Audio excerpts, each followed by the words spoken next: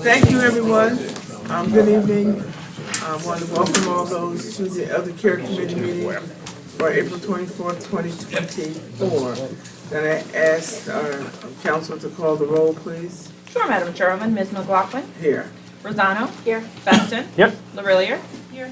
Platsky is excused. Ricard. Present. Robinson. Here. Conway. Here. And Whalen. Here. You have a quorum. Thank you very much. Our first item on the agenda tonight is the approval of previous meeting minutes. Motion by Beston, Second. second by I can second. this young lady right here. I am so tired, I can fall asleep. All those in favor? Aye. Any opposed? Thank you very much. We're gonna make a recommendation now that we move items number 4 through 6 to the top of the agenda for tonight, and then we will come back to 2 and 3. Can I get a motion to accept that? Don't need one? Okay, thank you very much. So that's where we're going. So we're gonna go to item number 4, and please read the title. Item 4 is authorizing an agreement with Plaza Linen Service regarding residential laundry services for the Sugar Place Rehabilitation and Nursing Center. Thank Mark you. Olson is here. Thank you very much, Mr. Olson, for being here. You can share with us anything you'd like regarding this. Sure, good evening. So Shaker Place is seeking to renew our contract with Plaza Linen Service. They provide the laundry services for our residents' clothing. This is for the second one-year renewal of the original contract, which was originally contracted in 2021. They're charging us 48 cents per pound for laundering, which I think is within market values. Their performance has been very good, and this annual contract is for $150,000. Any questions? Yes. What's your turnaround time for, because I noticed goes to Clifton Park? Yeah, they actually, it's within 48 hours. Oh, Yeah, okay, thank yeah. you. And frankly, I've had less complaints with this service than at other places where I've been in-house laundry. So I've been pleased with their service. Thank you. Make the motion. Motion by Mr. Best. Second. Second by Mr. Ricardo. All those in favor? Aye. Aye. Any opposed? Thank you very much.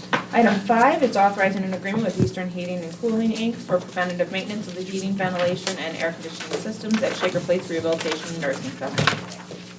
Okay, very good. So we're seeking to contract with Eastern Heating and Cooling for preventative and routine maintenance of our inspections of our heating, ventilation, and AC systems. This includes maintenance of systems to extend the useful life and maintaining operating efficiency and reliability to over 3,000 different components of the system. This contract includes labor and parts and 14 8-hour on-site days per year for service. Eastern Heating and Cooling is the sole authorized dealer and support company in our region for the equipment that we have within our facility. This is an annual cost of $52,320 for a 3-year contract of a total of $156,960. So I will entertain any questions if there are any. So this is a new contract, or New. was there an RFP for this? Yeah, they're sole source. We have a letter from them, actually from the manufacturer, that Eastern Heating and Cooling is the only authorized dealer for our equipment in the region. Okay. Ms. Whalen? So does that mean they may be the only dealer, but does that mean they're the only service representative? Yeah, they're the only authorized service and dealer representatives. Is this new equipment that was just put in? It was all new Recently? equipment with the renovation, so it's all going on 3 to 4 years old now, out of warranty, and we're starting to periodically see some issues within the systems. So they'll continue to get this contract in perpetuity as long as they're the only dealer of the service parts? If that's the case in 3 years, when we have to find another, yeah, we'll take a look at that again. If that's the case, then that would be how we'd have to move forward. It seems as if the price is pretty fair though for the 8 days, doesn't it, or 14 days? It doesn't seem like egregiously. I think Monopolistic or it's anything. very fair. In fact, I just met with my building superintendent today about this price, and we all agree it's pretty good. It is fairly new equipment, we shouldn't have a lot of problems, but when there are problems, it's always very expensive to fix. Okay, thank you. Thank you. Any other questions? If not, can I get a motion? Motion by Beston, second by Ricard. All those in favor? Aye. Thank you very much. Motion passes. Number 6. Item 6 is amending the 2024 Department of Residential Healthcare Facilities budget for administrative adjustments. Okay, so we're looking to, for a budget amendment to refund some existing budget lines in our building, staffing lines, for 2 full-time LPN positions, 2 part-time LPN positions, and 10 part-time CNA positions. We would be funding these through reduced funding in the positions of currently what's vacant as the assistant administrator position, a laborer in central supply, an application analyst position, and most notably through reduction in using temporary staffing agencies. So my goal is to totally eliminate the use of staffing agencies by the end of this year and to reduce our reliance on per diem staff by about 50% by the end of this year. So I'm hoping this is the first of many more to come, resolutions like this or amendments like this to fund staffing lines and defund agency lines. So how are you doing at this point in time with staffing?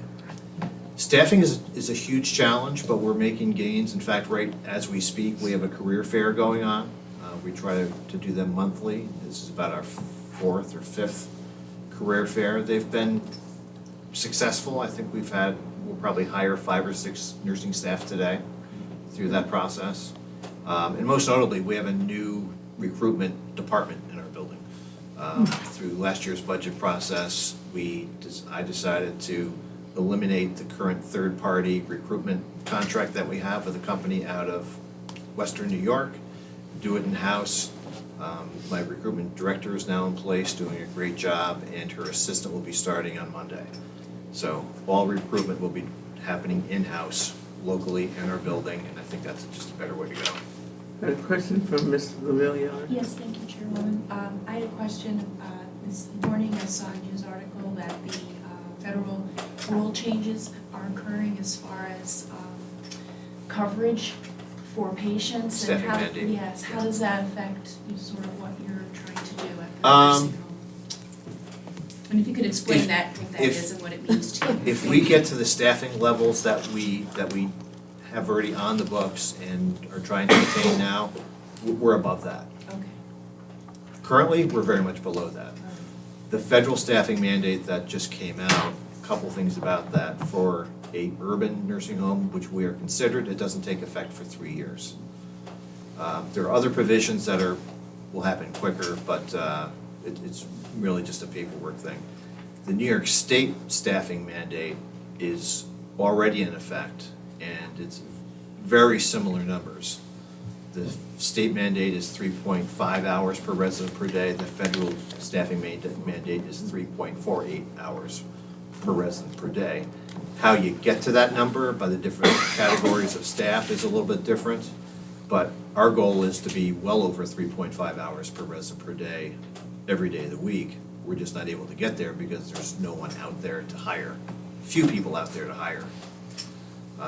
I met with my staff this morning, we talked about the federal staffing mandate, and unfortunately, just because something becomes law doesn't mean people are gonna be coming out of the woodwork and applying for jobs.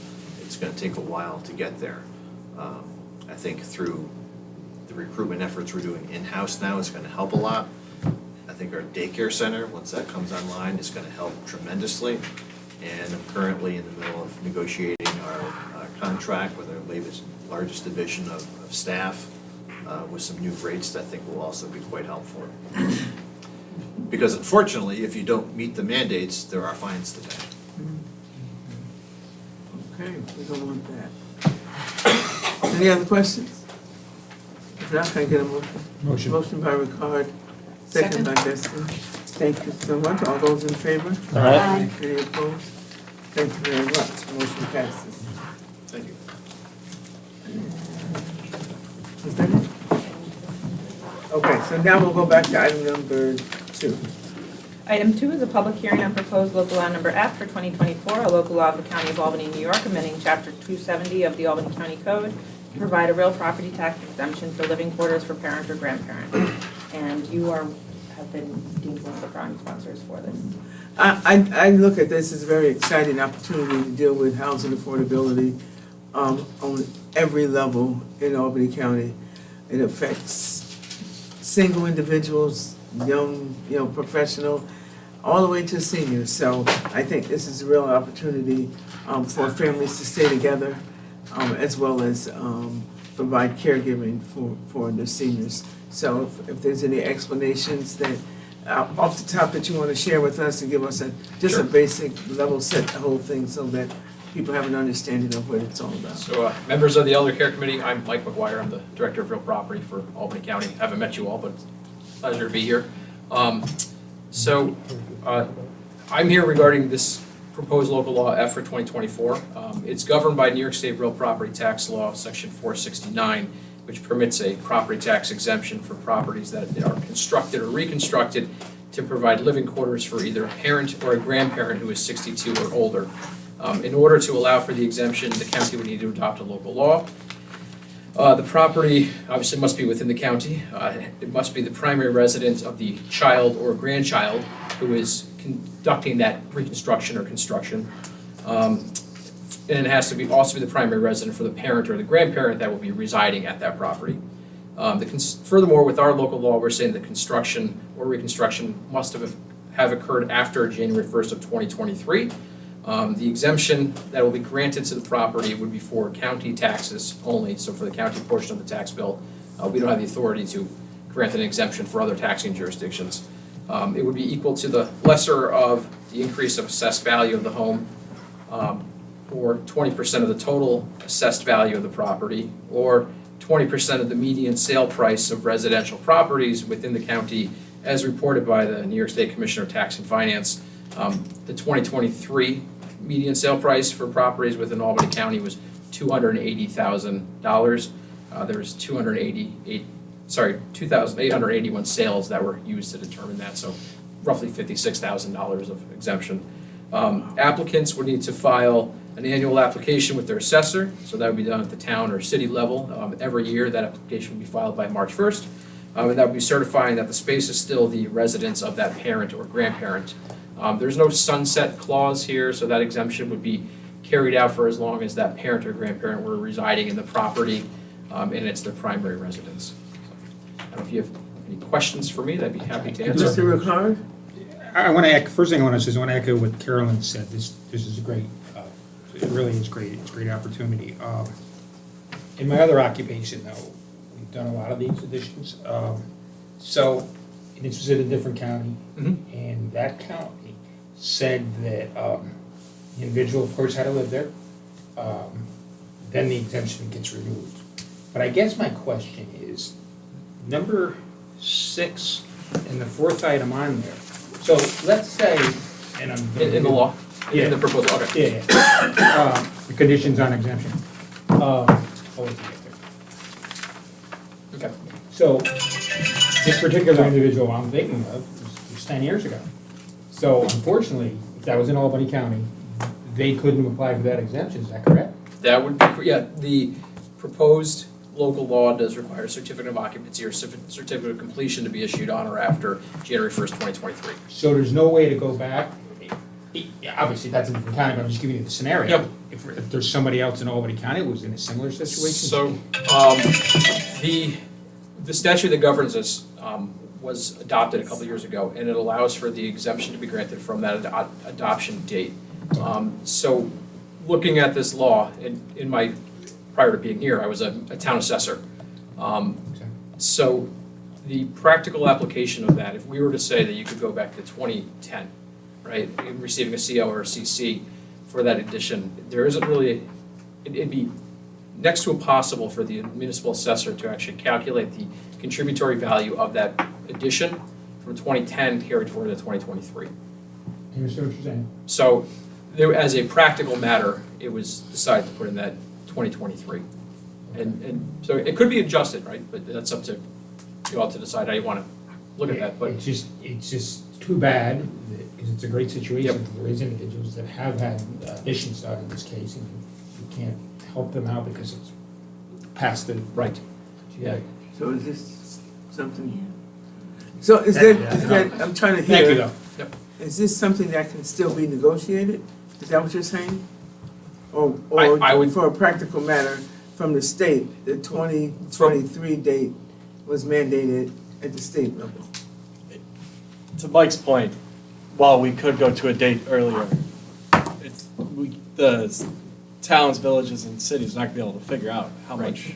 Yeah, so the issue that you would look at is, if you look at the value of a property 10 years ago, right? A residential property value 10 years ago to what's actually current with today, more than likely the assessment has changed. Also, the real estate market has changed drastically. So to determine what that value was in 2020, or let's say in 2010, in 2010, how would one carry that value forward to 2024 for the 2024 assessment roll to figure out the value of that exemption at that point in time? So that was the practical issue that came up. What if you just got another CO? You did some kind of additional So- renovations?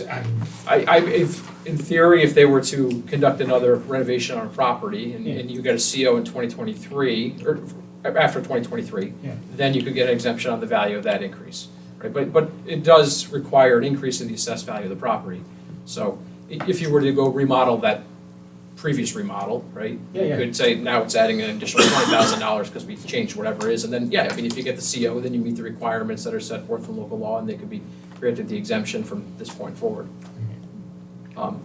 As far as how it would impact local building offices to go back and maybe look at those old files, that I don't know. But It seems pretty cumbersome I'm for sure. any entity. Yeah. Ms. Whalen? No, my question was just the same as Bill's follow-up, because it does say construction or reconstruction, so Yep. I would just try to go and invent some reconstruction and get a CO and Yeah. apply from there. I mean, by all means, you know, with my feel on any tax exemptions, right, they're written into law, they're there for people to apply for and receive. So if somebody were to meet the requirements that are set forth by the law, then they should be able to receive that exemption. So if they were issued a CO or a CC after that period of time, by all means, you know, if we adopt this, if the county were to adopt this law, they should be able to apply with the assessor's office. I will make one additional note that, assuming this is adopted within this calendar year of 2024, this would be effective for the 2025 assessment roll, right? So the current assessment roll is being worked on by the assessors. So for practical purposes, the first time that the property owner would see an exemption on this would be their 2026 county tax bill, right? Because the 25 assessment roll is used to do the taxes in 2026, so. Any other questions? Mr. Bergdorf? Thank you, Madam Chairwoman. Just, this is only applies to the county tax on Yes, sir. on the property. Does any of this, excuse me, impact the local zoning? Because you would still have to, in some instances, if you put a addition on, you know, there are some areas where they don't Yep. allow two-family Sure. homes, or So- whether it has an external entrance. This would be, anybody who's doing that work would need to comply with local building codes and ordinances and sure. zoning in order to get that work done, right? So we don't have the authority to, you know, make any changes to Okay. that. They still need to comply with that. So, you know, what I would see is, you know, maybe someone my age putting an addition on and their parents moving in with them, right? Yep. And then, you know, that would help them, or even a grandparent, right? And then they could do that. So you might have multi-generational housing, as we used to see years ago, but that's less common now. Any other questions?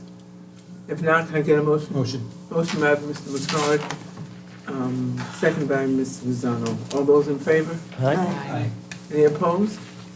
Thank you very much. And item 3 is tabled pending public hearing. So can I get a motion to adjourn? Mr. Beston, all those in favor? Aye. Thank you very much. See you at the next meeting.